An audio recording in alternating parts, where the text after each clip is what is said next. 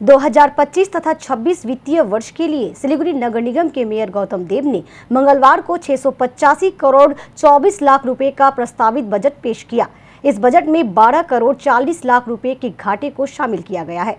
मंगलवार को 47 पन्नों का अपने बजट भाषण में मेयर गौतम देव ने सिलीगुड़ी को राष्ट्रीय महत्वपूर्ण शहर के रूप में घोषणा करने की अपील करते हुए केंद्र सरकार के पास सिलीगुड़ी के लिए विशेष वित्तीय अनुदान देने की मांग की है।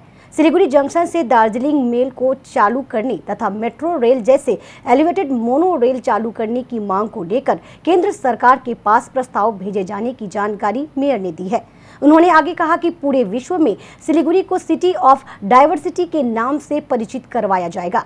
सारी रुकावटों के बावजूद आश्वासन को पूरा करने के लिए वे लोग प्रतिबद्ध हैं।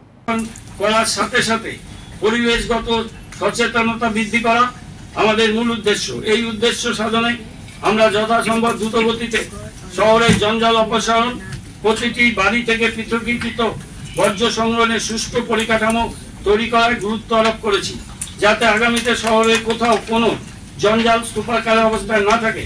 বিভিন্ন এলাকার পরিষ্কার পরিচ্ছন্নতা ও সময়মতো বর্জ্য অপসারণ ব্যবস্থা নিশ্চিত করতে আমরা নিম্নলিখিত পদক্ষেপগুলো গ্রহণ করেছি। আমরা পৌর নিগমের সমস্ত ওয়ার্ডে মোট 124 জন নির্মল সাথী নিযুক্ত করেছি। সুডা কর্তৃক মাসিক প্রদেয় অর্থ ব্যতীত একমাত্র শিলিগুড়ি পৌর নিগম তাদের অতিরিক্ত পারিশ্রমিক প্রদান করছে।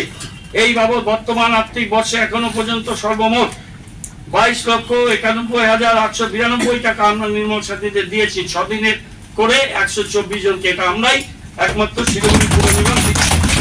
পচনশীল এবং অপচনশীল বর্জ্য নিষ্কাশন ব্যবস্থার সর্বসাকুল্যে 679 জন নির্মল বন্ধু নিয়োগ করা হয়েছে।